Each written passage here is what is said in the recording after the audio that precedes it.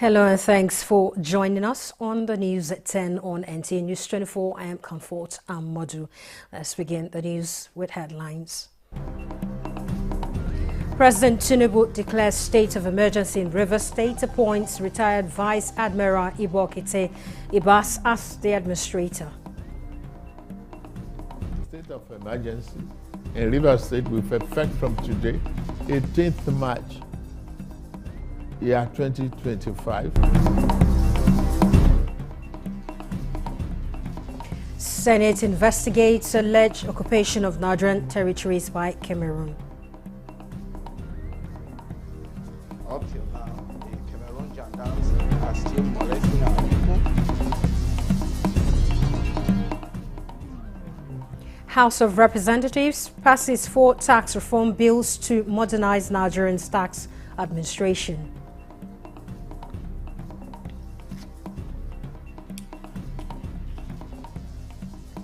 Nigeria adopts proactive flood strategy to curb disaster ahead of rainy season.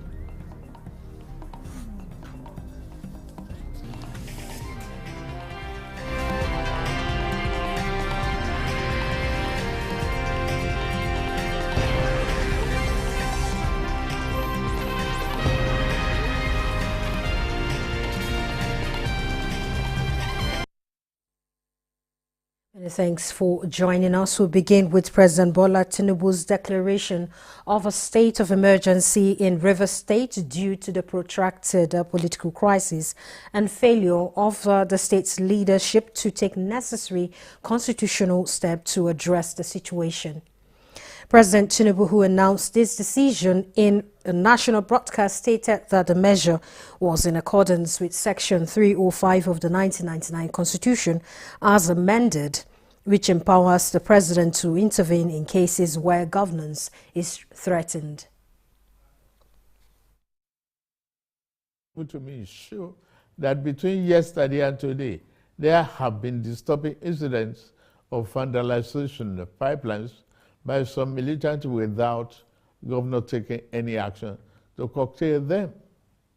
I have, of course, given stand order to the security agencies to ensure safety of lives of good people of Rivers State and the oil pipelines. With all this and many more, no good and responsible president will stand by and allow the grave situation to continue without taking remedial steps.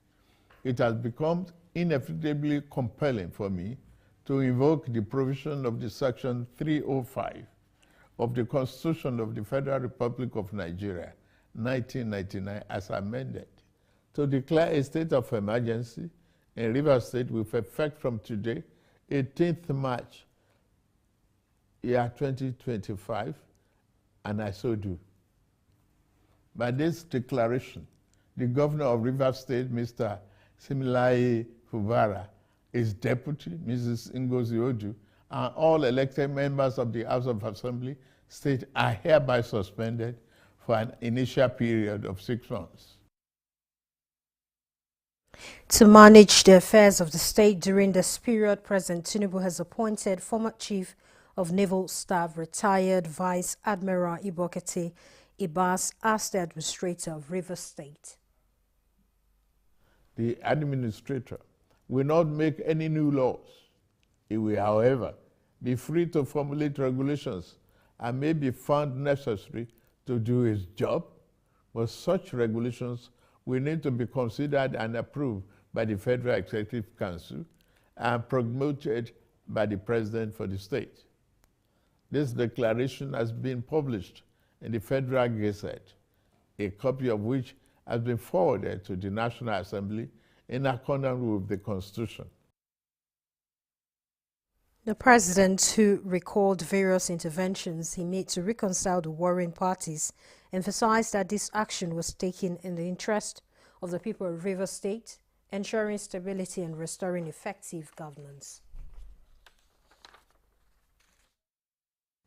It is my fervent hope that this inevitable intervention will help to restore peace and order in Rivers State by awakening all the contenders to the constitutional imperatives binding on all political players in the River State in particular and Nigeria as a whole. While the executive and legislative arms of government have been affected by the emergency measures, the president clarified that the judicial arm of Rivers State remains intact.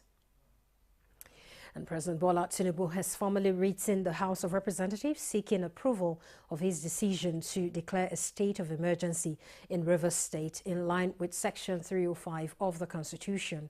Spokesman of the House of Representatives, Akin Rotimi, who disclosed this in response to media inquiries, says the National Assembly was duly consulted by President Tinubu in reaching the decision.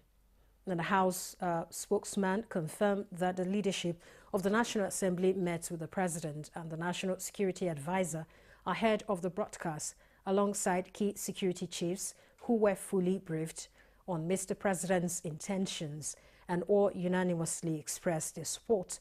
It says Mr. President's formal letter informing the House of Representatives of his decision and seeking approval in line with the Section 305 of the Constitution has been transmitted and will be read during plenary this Wednesday, March 19, 2025, with further legislative action to be debated and decided on the floor. Let's now go to River State, where our NTA correspondent all right, before we go to Port Harcourt, we'll be joining the National Assembly correspondent Mitari Ekpen to give us more perspective on the state of emergency that has been declared by the President. Good morning, Mitari. Yeah, good morning, Comfort. All right, let me begin asking you to, for clarity's sake, give us a perspective and position of the lawmakers on the state of emergency in Rivers State and what this law is about, what the law says actually about their roles in this direction. Yes, as it stands today, Rivers State is the eye of the storm, and that is because the President Bola Ahmed Tinubu has declared a state of emergency in Rivers State, and he has announced the suspension of the governor and the deputy, as well as members of the State House of Assembly in Rivers State for a period of 6 months. Now, the president did that. He hinged his decision on disturbing security reports which he had about the vandalization of critical national infrastructure in Rivers State, and he has already announced the declaration of that state of emergency. And here is the beauty of democracy.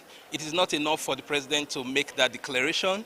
There has to be checks and balance, because there is a separation of powers, and that's where the National Assembly comes in to ratify the decision of the president. And we have a situation as it stands now where House spokesman in a statement last night said that the National Assembly was duly consulted before the state of emergency was declared by the president by 7 p.m. last night in a nationwide broadcast.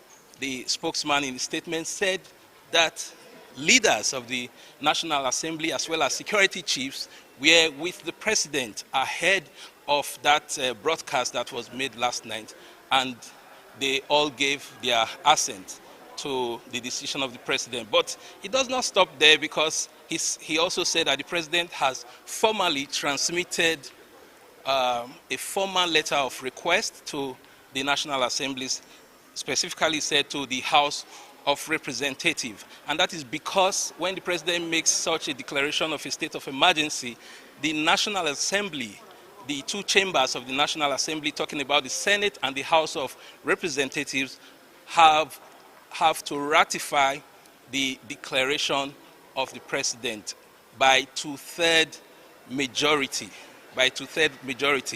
And so that is the beauty of democracy, like I stated. At this point in time, I have joining me on set Representative Patrick Umar, who is the Chairman, House Committee on Legislative Agenda. Honorable Umar. Can you tell us, with what is playing out today, what should we expect in Parliament today? Well, the President of the Federal Republic of Nigeria, in compliance with the provisions of Section 305 of our Constitution, that's the Constitution of the Federal Republic of Nigeria, 1999, has issued a proclamation which I want to presume has been transmitted to the National Assembly.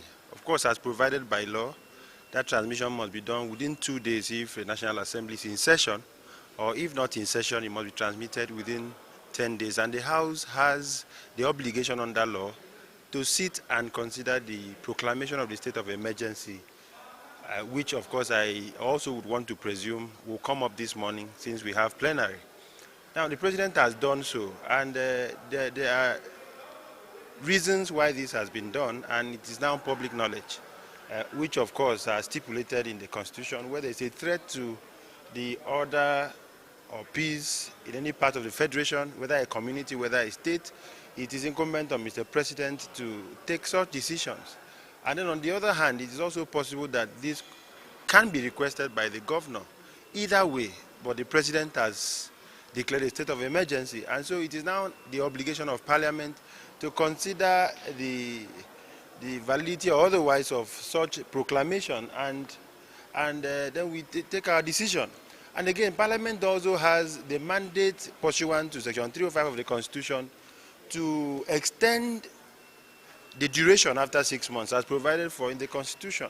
So all of that will come into play today as we meet or convene at plenary. And we are here to serve Nigerians and to look at the issues, argue either way, and then we take our decision as a Parliament in consultation with the Senate, because it's a bicameral legislature. So let's look at the issues and debate on these issues and agree as a Parliament. So I can't speak as spokesperson, but I am just a member representing my people. So I'll make my comments in due course as we debate at plenary.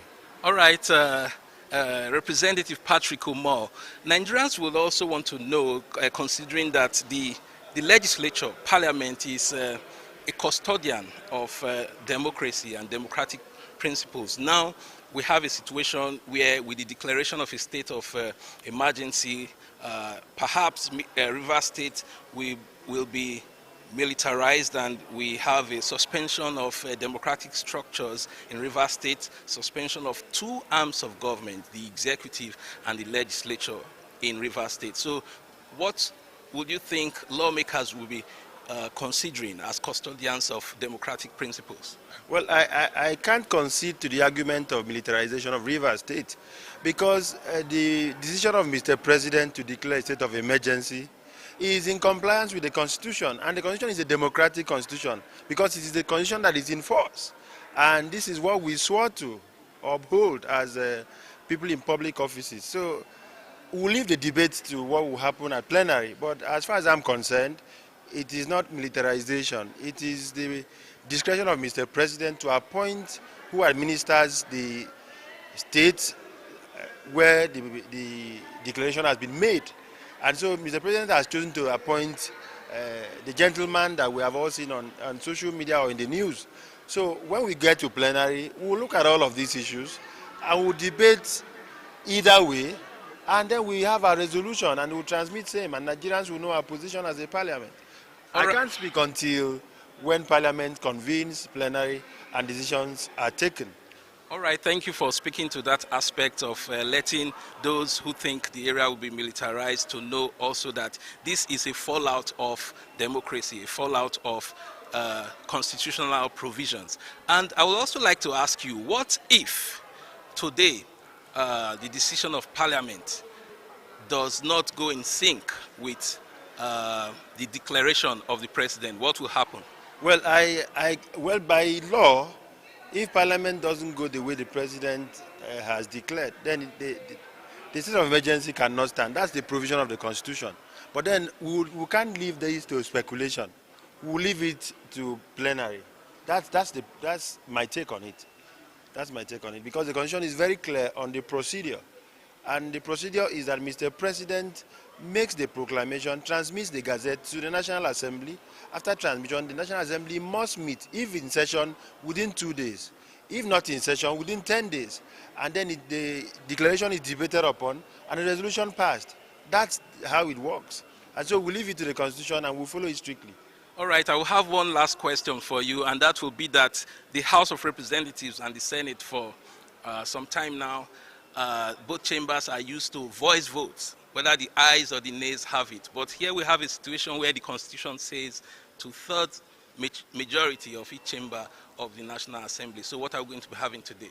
Well, I'll leave that to the chair. Whatever the chair decides, we are loyal to the chair. We have leadership in the House. And so whatever the procedure will be, we'll adopt it as a parliament at plenary. All right, that is, thank you very much, sir. That is Representative Patrick Umar, who has been a member of the House of Representatives from Akwa Ibom State, who have been providing perspective on what is likely to play out in Parliament.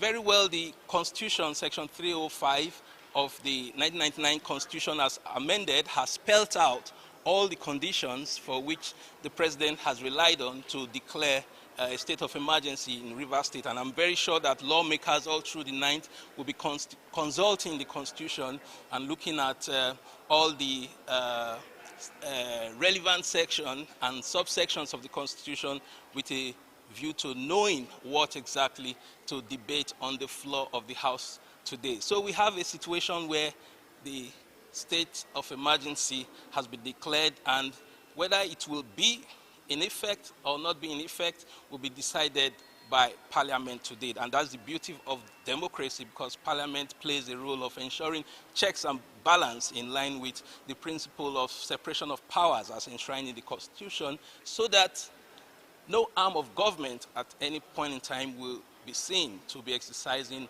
overriding powers. It's over to you, Comfort.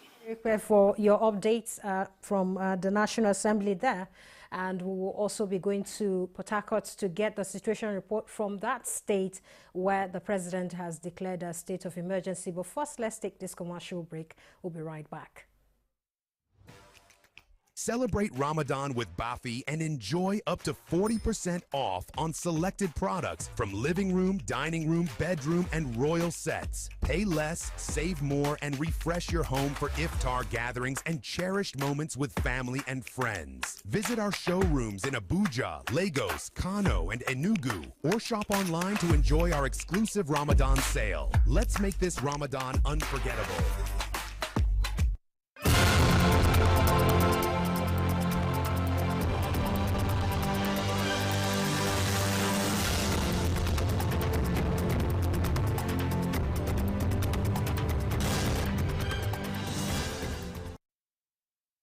Former Special Advisor, National Assembly, former President to former President Muhammadu Buhari, Senator Ita Inang has commended President Bola Tinubu for taking a bold step in addressing the political crisis in Rivers State. He was talking moments after the declaration of the state of emergency in the state.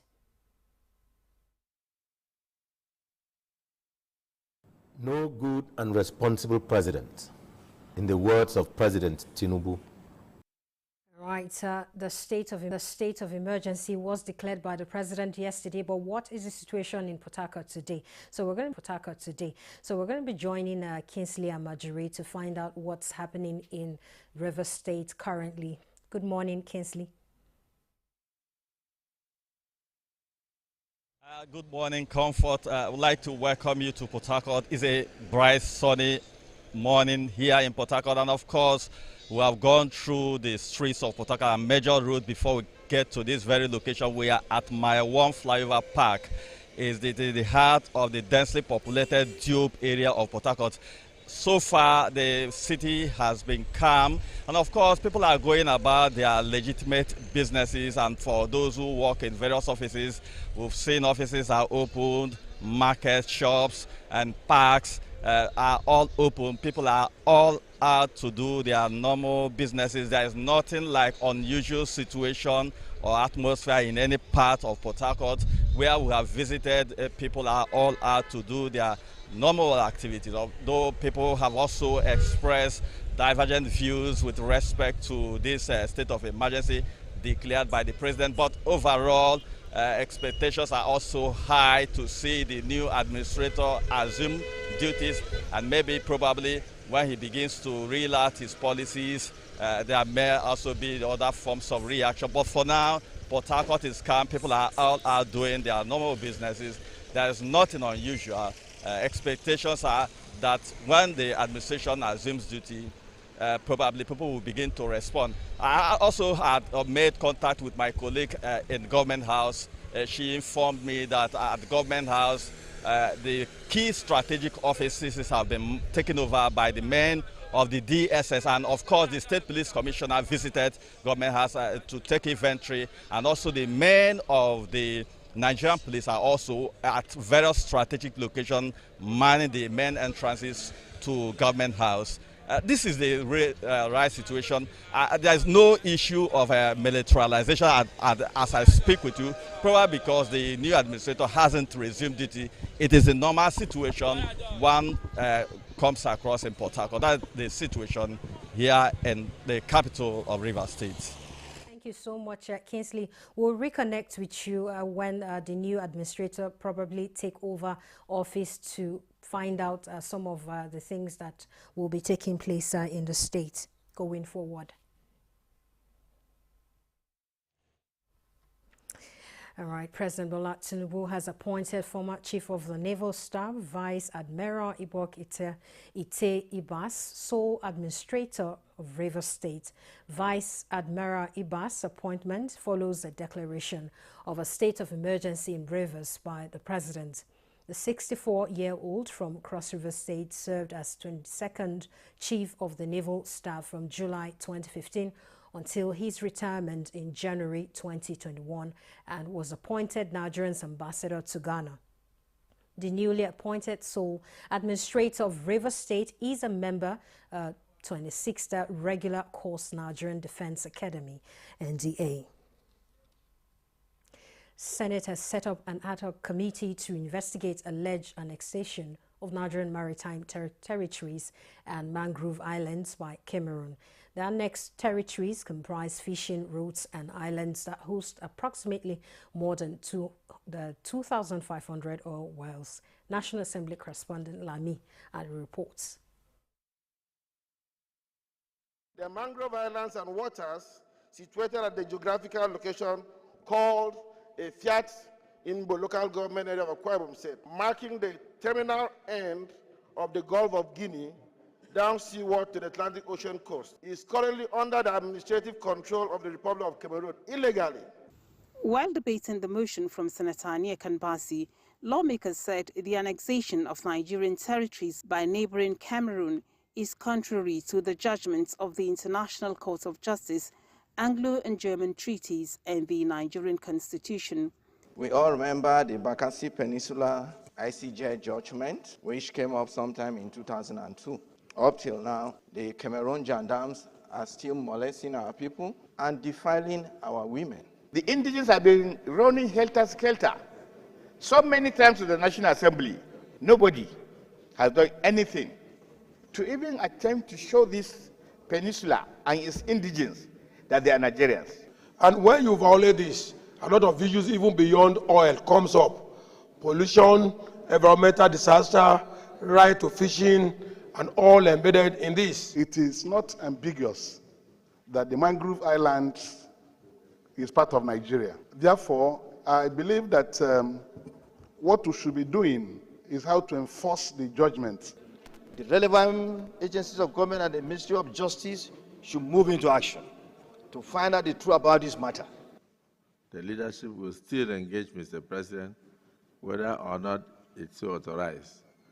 But Mr. President should also take the diplomatic route of engaging with his counterparts in Cameroon with a view to saving our maritime territories and our oil wells.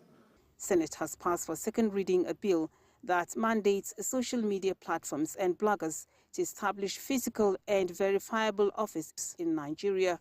Even those companies that used to have offices in Nigeria have closed the offices, such as Google and Microsoft. This has provided room for us to evade so many taxes. The absence of physical offices for these social media giants in Nigeria presents major challenges, including 1. Limited local representation.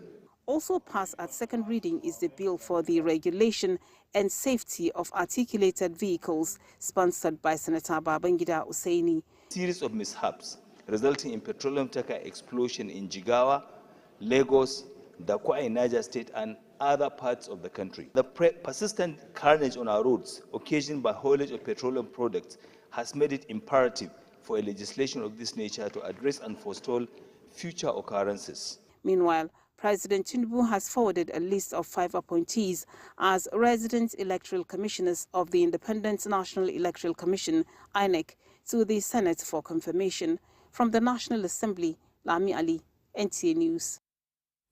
And more reports ahead right after this break.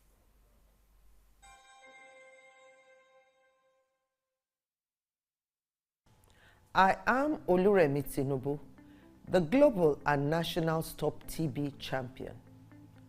Many people have asked why I've chosen to champion the fight against a disease like tuberculosis. My reason stems from a deep personal experience. I once had a friend who unfortunately fell ill and concealed the nature of his sickness until it was too late. Eventually, after he passed, we discovered he had tuberculosis. Sadly, due to the stigma and discrimination surrounding the disease, he would not speak up or seek for help. His death was a painful reminder that we could have intervened and saved a life if only we had known earlier. Tuberculosis is an airborne disease that primarily affects the lungs, but can also impact other parts of the body. Being airborne means anyone, regardless of their socio-economic status, can contract it. In Nigeria, 1 person dies of TB-related illness every 7 minutes, amounting to 206 deaths every day. Globally, 1 person succumbs to TB every 25 seconds, which is a staggering 3,456 lives lost daily. These deaths are entirely preventable because TB is curable if detected and treated early. If you or someone you know has been coughing for 2 weeks or more, coughing up blood, experiencing night sweats, or losing weight drastically, it might be TB. Please visit the nearest government hospital or primary healthcare center for proper diagnosis and treatment. TB treatment is free in all government and some private health facilities. Let us also remember not to stigmatize or discriminate against TB patients or those who have been treated for TB. Individuals who have been cured of TB cannot infect others. I call on all stakeholders, especially the private sector, to join us in the fight to end TB in Nigeria. Together, we can make a difference. Remember, TB anywhere is TB everywhere. End TB by 2030. Yes, we can.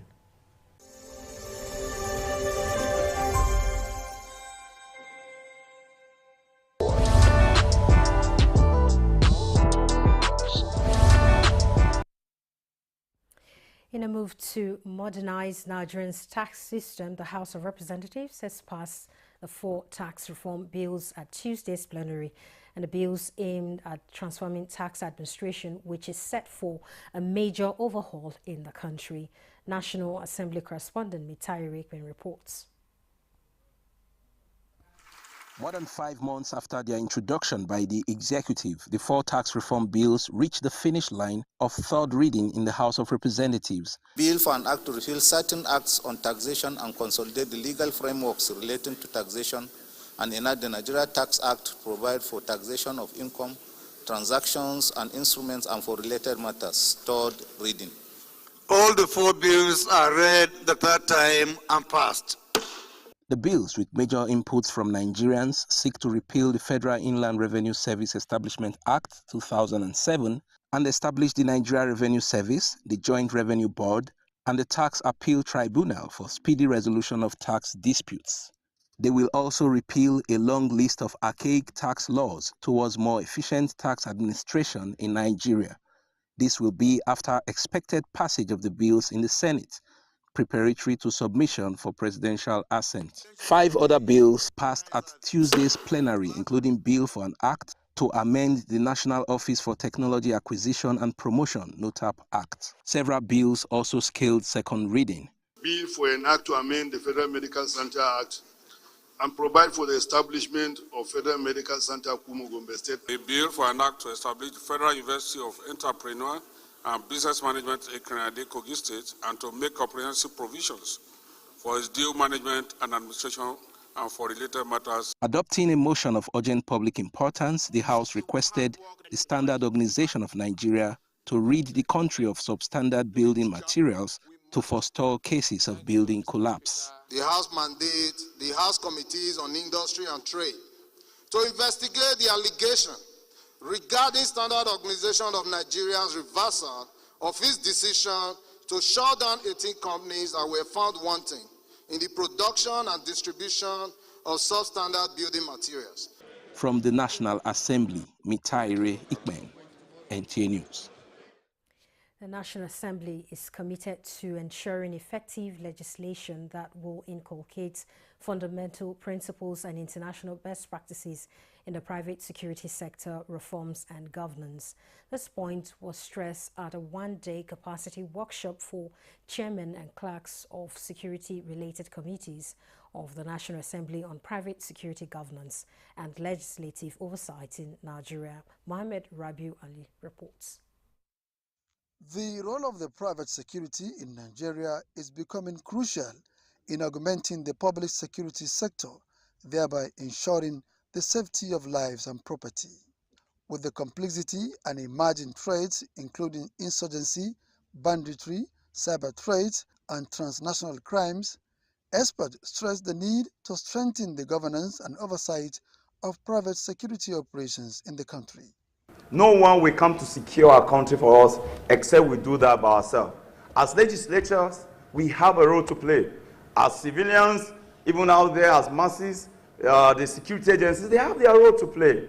We help to strengthen oversight mechanisms, and the National Assembly, as we know, is key for this. Others believe that robust legislative oversight is fundamental to ensuring that the private sector operates within the framework of national laws.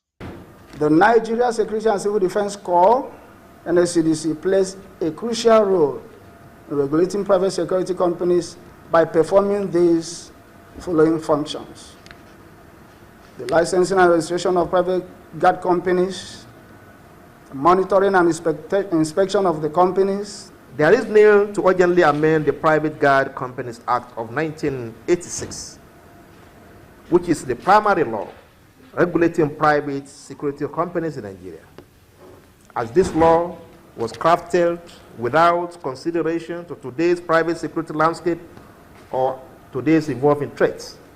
Presently, Nigeria has more than 1,500 registered private security operatives. In Abuja, Muhammad Rabiu Ali, NTA News. Federal government has moved Nigerians' flood response from reactive disaster relief to proactive preparedness with the launch of the Anticipatory Action Task Force on Flood. Vice President Kashim Shettima gave the hint during a meeting of the task force at the presidential villa in Abuja, and State House correspondent Abdurrahman Jubila was there. The human and economic toll of floods in Nigeria has become unbearable, and this meeting is to act now to protect lives and livelihoods by leveraging science, technology, and collaboration. This initiative aligns with global frameworks such as the Sendai Framework for Disaster Risk Reduction, the Sustainable Development Goals, and the Paris Agreement on Climate Change, which emphasizes proactive disaster preparedness to mitigate the impact of natural disasters and protect vulnerable communities. Climate change is for real, and there is an incestuous relationship between economy and ecology in the Sahelian zone. But the journey of 1,000 miles starts with a single step. This is the first time in the history of this nation that efforts are made for anticipatory action, for us to pool our resources and see how we can address our challenges proactively instead of reactively. Prevention is always cheaper than response, and investing in early actions will save billions in future losses. And stakeholders at this meeting made commitment to strengthen coordination among agencies, engage local communities, and ensure that preparedness efforts are backed by the real-time data. And so we are working on climate resilient crops, trainings, and several other activities that will be taken by government to ensure that we avoid anything that will even cause the flooding in the first place. We even discussed the issues of the state emergency management agencies here and how we're going to keep insisting that they become active and alive to their responsibilities as well. In this, I think we have already mobilized funding through the Central Emergency Fund for Nigeria. There is already an allocation which is pending for what action plan we will have. They commended the initiative, explaining that a critical part of humanitarian response is anticipatory action that are saving lives and reducing vulnerability more efficiently. From the State House, Abrahman Jibrila, NTA News. Vice President Kashim Shettima says President Tinubu has proved his mettle as courageous and decisive leader through bold and hard policies. The Vice President stated this when he received a delegation from the Harvard Kennedy School alumni on Nigeria-Ghana trek at the presidential villa.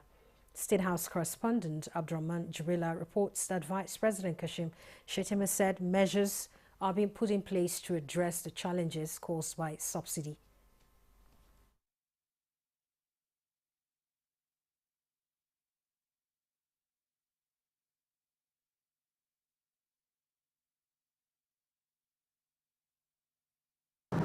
In the social infrastructure, building schools, giving hope for a better tomorrow, creating job opportunities, and then we'll be holding the big stick from behind because we have to secure lives and properties of the citizenry. The Vice President urged the delegation to ignore the negative narratives about Nigeria and focus on the development strides of the government.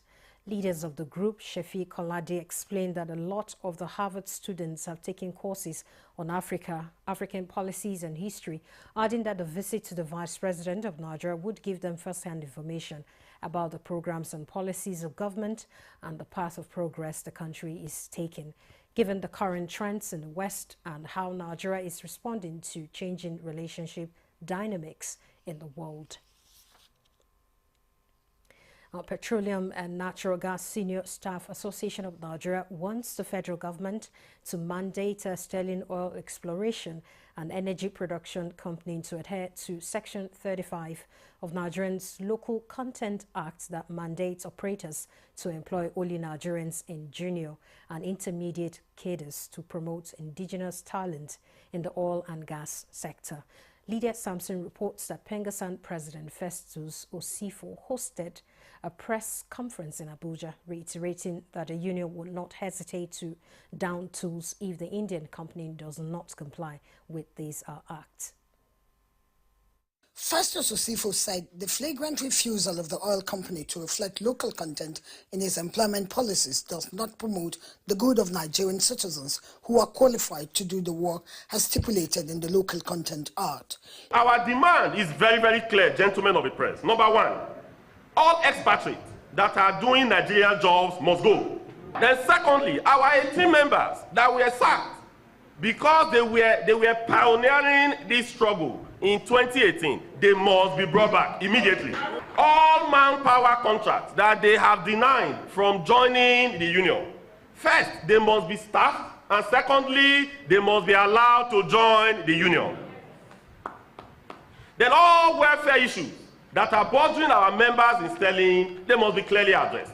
He alleged that over 10,000 Indian citizens, that is, over 10,000 Indian expatriates, are currently employed by Sterling Oil in Nigeria, a situation he insists must not be allowed to happen or even emergent in other countries in line with global norms and development as part of enhancement of local participation within the oil and gas industry.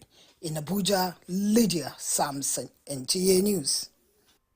Thank you, Lydia, for that report. And to enhance food security and empower women, there has been a growing call for more Nigerian women to venture into mechanized agriculture, and key players across the nation are urging government at all levels to create policies that will provide Nigerian women with the necessary support to thrive in this field. Let's get more details of this from Thomas Ogbetere.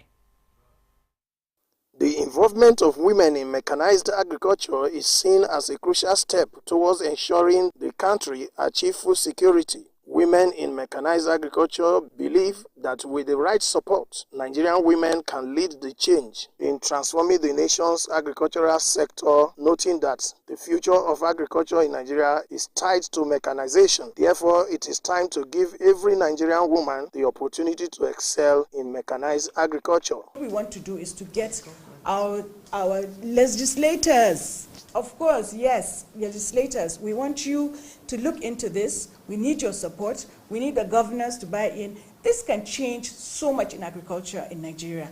So the idea is whatever aspect of agricultural production or agricultural activity is happening in the agricultural space, we want to provide mechanized solutions for women. Calling for more collaboration with both government and private sector. Their aim is to provide Nigerian women with the equipment, skills and opportunity they need to succeed in this traditionally male-dominated sector.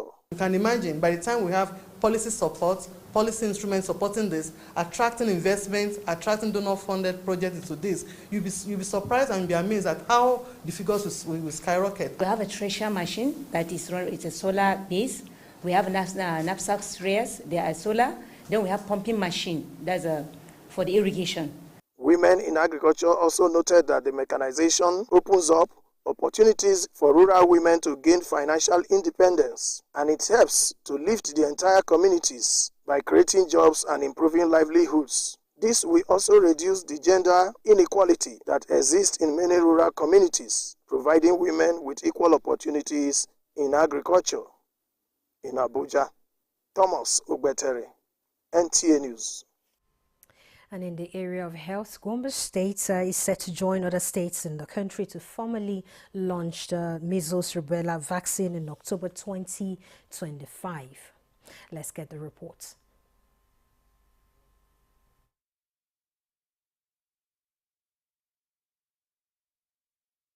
For that stories.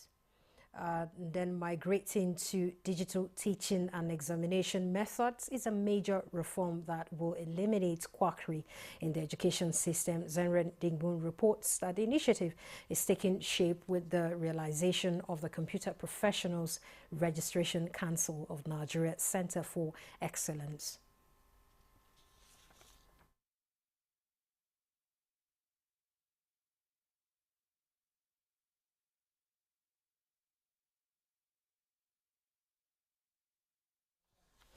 All right, we seem to have a issue with that report, but we'll bring it in our subsequent bulletin. Let's move on to other initiative with an increase in the estimated housing deficit of about 28 million units in Nigeria being a source of concern to government. And in a bid to bridge this housing gap, however, the federal government is collaborating with stakeholders to hosts the first national open dialogue on public-private partnership summit in Abuja. Francis Udojo reports.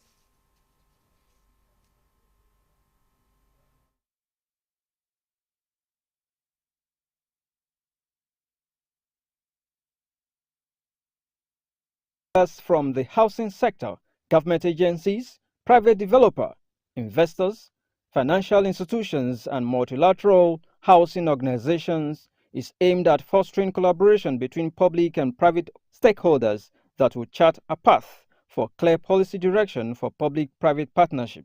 The summit, which has as its theme leveraging PPPs to to deliver renewed hope agenda for housing and urban development, stakeholders say will give opportunity to policymakers to explore the evolving landscape of public-private partnerships in Nigeria's housing sector and as well identify innovative financing options for housing development in Nigeria. Identifying inadequate housing data and the prevalence of substandard housing are some of the major challenges of adequate housing delivery. The Minister of Housing, Ahmed Musa Dangiwa, and other government officials say government is already addressing the challenges through the Renewed Hope Housing Program and the National Urban Renewal and Slum Upgrade Program initiated by the administration of President Bola Ahmed Tinubu. 100,000 housing units, he said, is on course with 50,000 units to be delivered in the first phase of the program. We have made public-private partnerships a key part of our efforts to ensuring that we are able to conceive and implement large-scale affordable housing and urban development interventions and create significant impact nationwide to complement budgetary allocations. As a committee on lands, housing and urban development of the Senate, I reaffirm our unwavering dedication to supporting progressive policies and legislative frameworks that foster sustainable housing development. The private sector, key players, promise to bring innovative ideas that will help government deliver on its mandate. Our primary objective is to foster collaboration, relationship among stakeholders, showcase innovative solutions and best practices, develop sustainable partnership that drive housing delivery and urban infrastructure development. Investigations showed that so far, 6,112 housing units are underway under public-private partnerships, with only 3,500 units being delivered through budgetary provisions. In Abuja, Francis Udojo, NT News. The importance of collective action, strategic investment and delivering high-quality care to people affected by tuberculosis is the focus of the 2025 World Tuberculosis Day with the theme, Yes, We Can End TB, Commit, Invest and Deliver.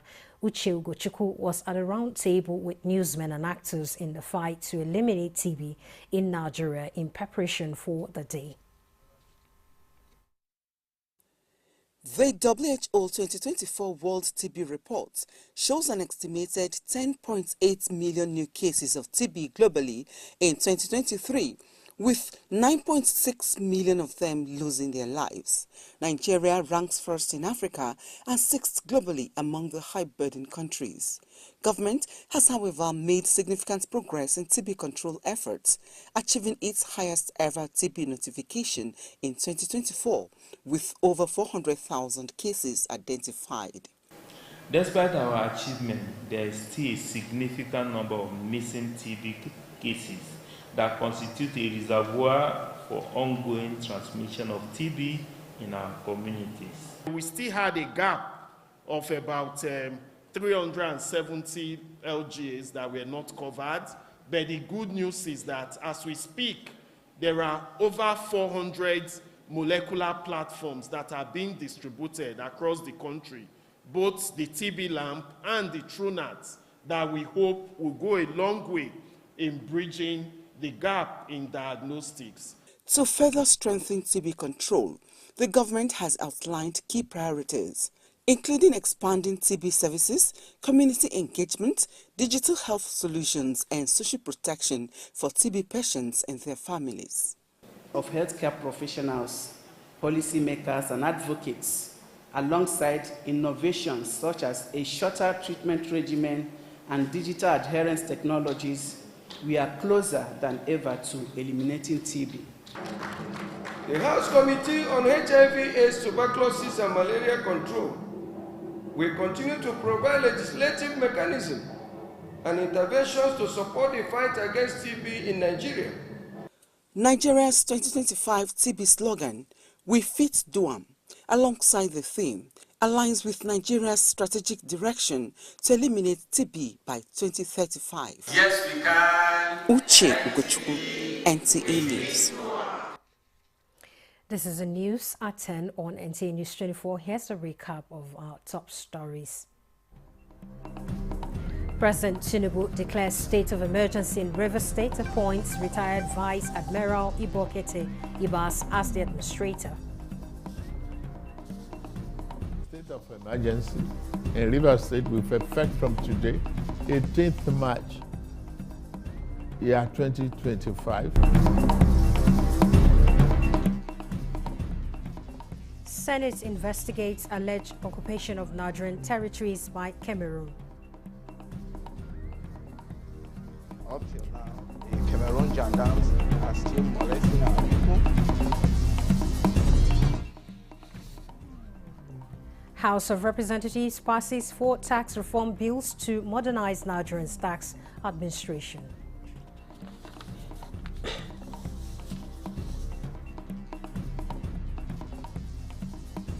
Nigeria adopts proactive flood strategy to curb disaster ahead of rainy season.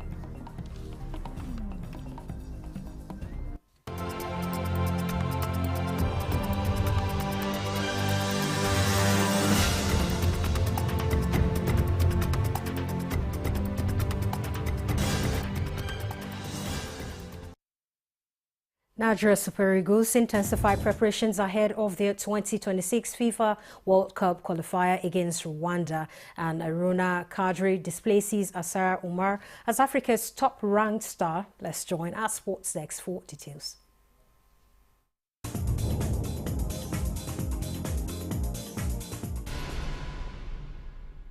Nigeria Super Eagles players had their first training under head coach Eric Chile in Kigali Tuesday. All invited players took part in the session except Al-Hassan Yusuf, who is yet to arrive the team's camp. On the first day of the camping, the players spent time in the gym.